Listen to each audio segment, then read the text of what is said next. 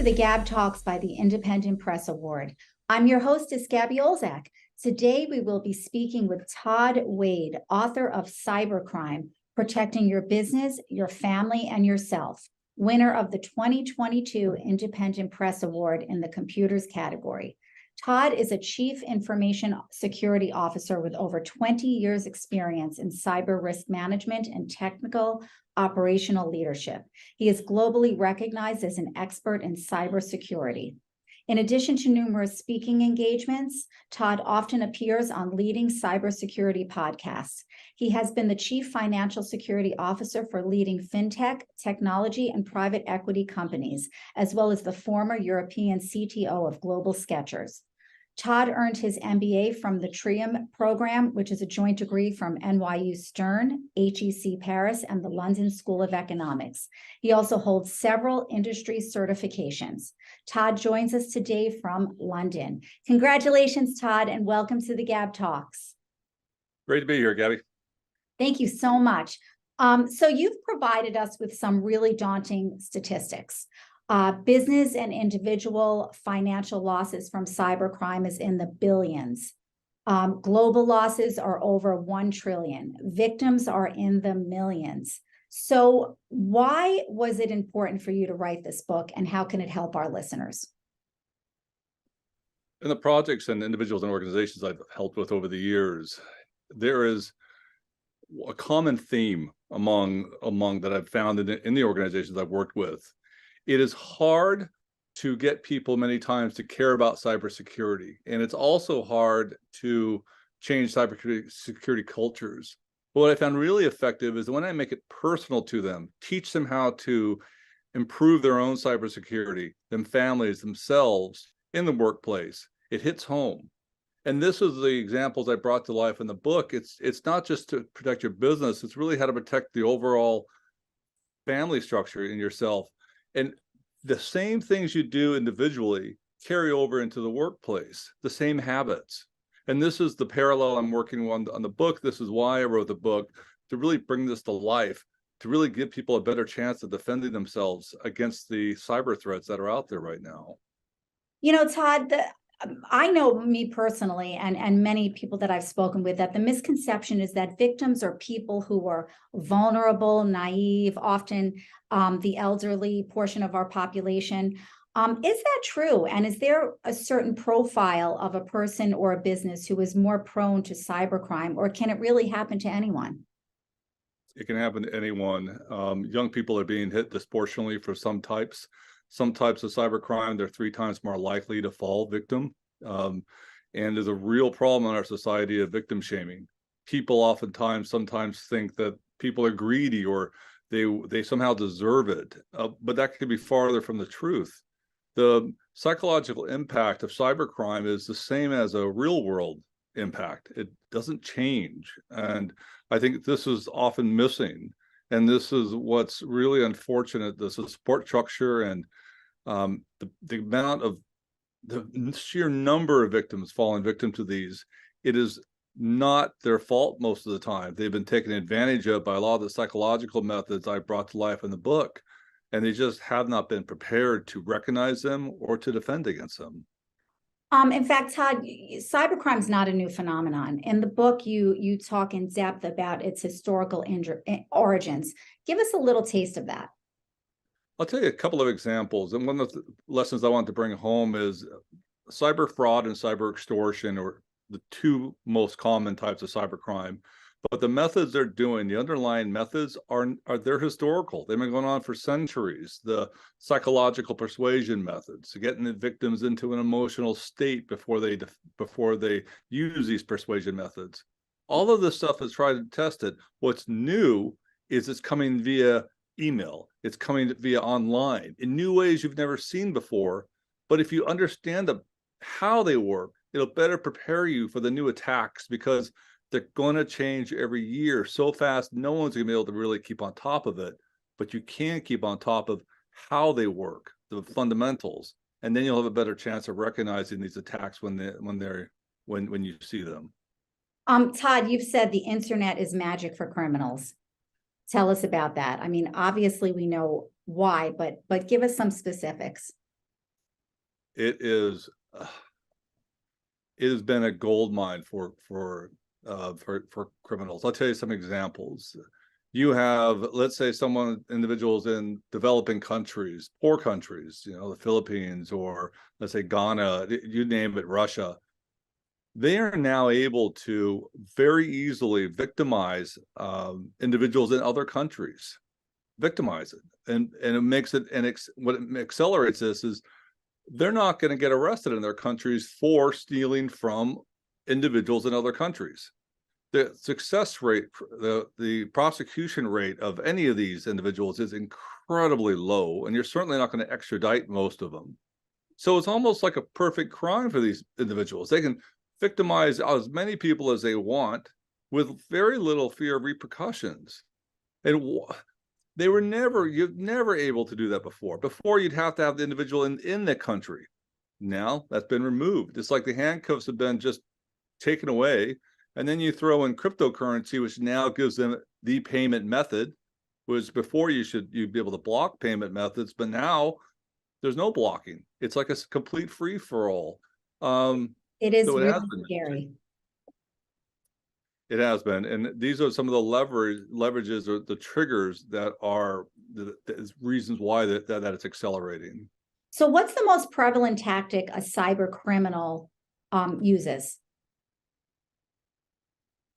One of the biggest trends right now is organized crime setting up call centers around the world, and these call centers are usually in developing countries. They run just like a normal operating company. You wouldn't know one of these call centers from the normal call center, except they're being trained in cybercriminal methods to defraud or extort individuals. So it's an industrial machine happening for individuals. And so when this background happens, it means when they launch an attack via text messages or via a phishing email message, or there's a whole backdrop and commercialization behind these attacks that are happening. And I can go and give you some further examples if you'd like. Please do. So one example is when they call you currently right now with an investment opportunity. They are setting up fake trading websites. Crypto is the choice right now.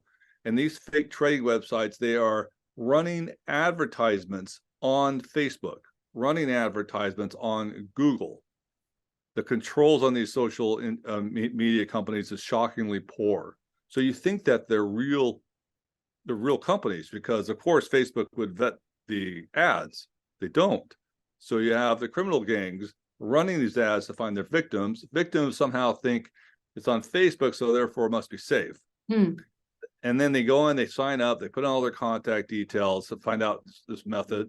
That criminals then contact them and with outrageous examples of making money, returns that are never possible, and a bunch of mystery behind it. Get the victim to invest a little, and then they accelerate it, and they get them to invest a lot, and the victim never gets their money back. As one small example. These cyber criminals sound really, really smart. Are they? Yes and no. They're also lazy. In the sense, I mean, there's so many victims out there. If there are too many barriers, they're going to move on very fast. And this is a good defensive strategy to keep in mind, because if it's too much work, they're going to drop and move on to someone else. So in the book, you talk about, Todd, how not to become a victim. You show us how to recognize the sounds of a potential attack, and then you also give us some tools that help prepare us to take action if we are a victim of an attack. What are some things that we can do if we are? Because as you said, it can happen to anyone. There are some basics if you do. It's just simple basics. One basic is to enable multi-factor authentication across your accounts. This basic, it's, as an example, it's only done as Gmail, for example. Less than 10% of Gmail users actually enable this feature. And the reason why this is so important is if cyber criminals get your username and password to your email account or to any other accounts, if you don't have multi-factor authentication enabled, they can just log in and get busy or whatever fraud that they want. If you just have that particular example, you will protect yourself against 95% of these type of attacks. What is that? What is that called again? Tell our Multi-factor authentication. And what that means is when you log in with your password, you're most likely on your phone, you'll get a text message with another code, a one-time code, and then you'll enter this code into the, let's say, Gmail, into the Gmail login and allow you to log in. But without that code, even if someone has your password, they won't be able to log into your Gmail account. And that's something easy that all of our listeners can do, that everyone can do. Do it for every single account you have. And I cannot stress it enough on financial applications and email applications, email especially, and all social media. This should be a default on Facebook. It should be a default in any social media tool that you have, because when they compromise these tools, the damage can be significant. Speaking about significant damage, you touched on this earlier. Cybercrime isn't just a financial loss. What are the psychological impacts to individuals and businesses?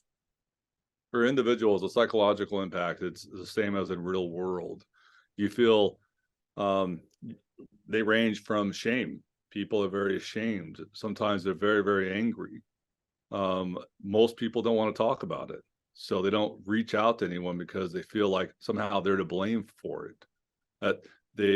In some attacks, the criminals actually make them feel like it's their own fault as they continue to victimize them. Because one thing for sure, in many of these attacks, they don't stop. They will not stop until you say no. And that can be a long time in many circumstances for individuals and for organizations. Organizations sometimes have had attacks go undetected and lost money for months, years even, on undetected attacks.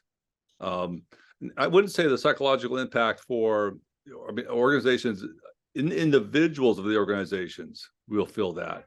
And of course, there's plenty of examples of individuals being fired for falling victim to these attacks. Really? Absolutely.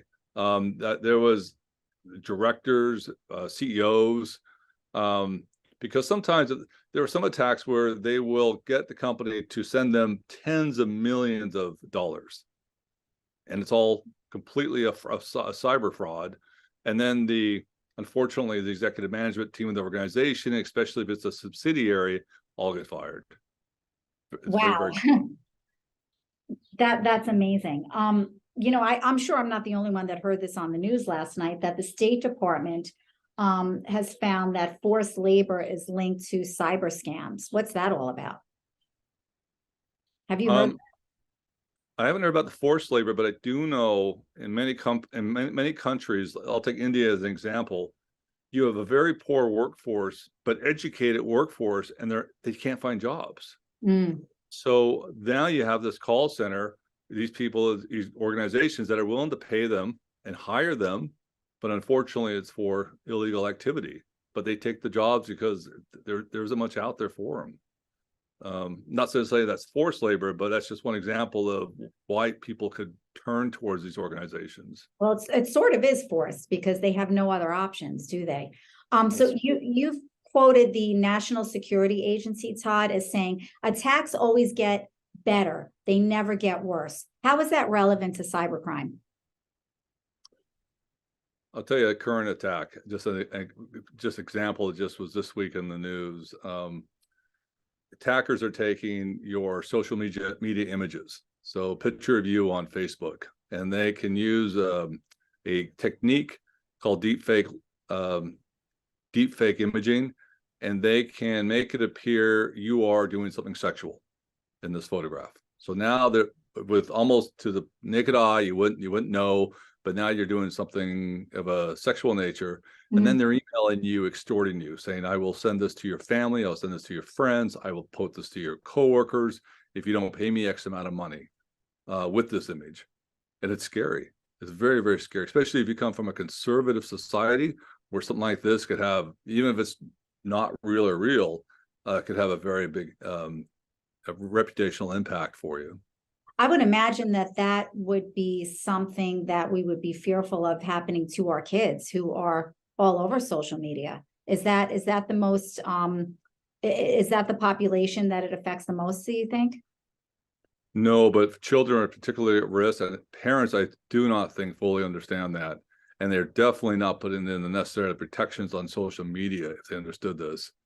It's now possible to sexually assault someone in another country, in another state. You don't need to be there anymore. And so there was a famous case I put in my book of this guy named Buster Hernandez, who sexually assaulted 350 young girls. And stories and what he was doing to them is shocking, because they can just manipulate them, use psychological methods, and these people just feel that they don't know where to turn to. They end up not telling anyone, and it just escalates worse and worse until, I mean, just horrible things. This guy was put in jail for a long time. That's just one small example of what can happen.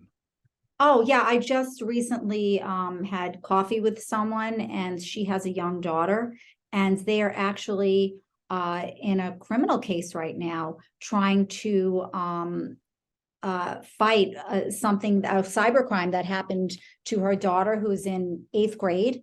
And she was the victim. And thankfully, she has a good relationship with her mom. And she told her exactly what was happening. But she was being extorted, a young girl, with pictures, and really horrible. So as you said earlier, Todd, this can really happen to anyone. I mean, that was pretty outrageous what you just described. But what's the most outrageous cybercrime that you're personally aware of? That could probably be it. For children or for adults? For just anything that you've heard of personally. The one that's getting people that you hear all the time in the news is ransomware, the extortion. Mm-hmm. And the reason why this is so powerful is frauds take time. Frauds have to convince you to do something, or they have to take time. Ransomware is you are out of business immediately. It's like someone coming into your house and burning your house down, and everything you had planned, anything you were ready to do, everything is shut down. Either you have a ransomware attack or your organization. Those are just an instant hit in the face that can actually put organizations out of business. So you talk about cyber fraud and cyber extortion. Obviously, cybercrime is pretty vast. But yeah, just explain to our listeners the two basic differences between those two. Yeah, about 95% of cybercrime falls into these two categories. And the cyber fraud is the extortion of cyber fraud is getting you to send money or defrauding you some way through a whole range of different methods online that I talk about in the book. And usually these are nuanced. Sometimes they can be, a phishing email. Sometimes they can be a phone call. Either way, they're trying to get you to do something. Cyber extortion is, as it sounds, it is going to be instant. Oftentimes a cyber fraud, you don't know it's a fraud, but cyber extortion, immediately you are in trouble because they have you on your radar and they're threatening you with some pretty severe consequences if you don't do what they say. So usually they fall into those two categories. So Todd, what's the number one piece of advice that you can offer our listeners? My piece of advice is, when you think or suspect, the most important things to do is if you're in communication with someone or online, or whether it's a phone call, text message, or whatever it might be, turn off that computer, step away, give yourself 5 to 10 minutes to think through without any interruptions from any of the potential criminals. But the most important thing is, do not make an instant action when you're in an emotional state. Give your time to just give yourself a minute to talk about it, and then talk to someone about it. Do not try to attempt this by yourself. Don't try to strategize this by yourself, because two heads are better than one. It doesn't matter necessarily who it is, but I think it's important that you don't deal with this by yourself and you talk to someone about this and then decide, put together a strategy for what to do. That's fantastic advice. So Todd, obviously your work and your passion is cybercrime, which is very intense, very emotional. What do you do to alleviate all of that stress? What's something that we would be surprised to know that you do in your downtime? I'm in London. There's a ton of stuff to do here in London. I'm an avid snowboarder. I love to snowboard. I get up there whenever I can, and that's my secret pleasure when the snow's out. If not in London, I'm just enjoying walking around, doing a bunch of activities here in London. What's your life motto? Right now is stay safe. I love it. Stay safe. Fantastic. Well, this is great advice. This book, Cybercrime: Protecting Your Business, Your Family, and Yourself, is a vital tool. I think that everyone should read. I know I got a lot out of it, and really appreciate you spending the time with us today, Todd. Where can our listeners find out more about your work and purchase the book? And show us the book, please. There we go. Step back a little from the camera. Perfect. Look, everyone, Cybercrime. Fantastic. There you go. You can get it on Amazon. You can also get it on the British Computer Society website. You can find me on LinkedIn. I do a lot of activity on LinkedIn, and feel free to reach out if you have any questions. And that, like I said, a lot of people reach out to me. Organizations reach out to me all the time they arrange whatever kind of help that they need. So again, feel free to reach out. That's fantastic. And you do outline a lot of outreach programs in the book as well, and we appreciate it. Todd, this has been so enlightening. Thank you again for joining us today. Really appreciate your time. Great. Thanks for having me, Gabby. Thank you. This is your hostess, Gabby Olzak. Until we meet again, keep on reading.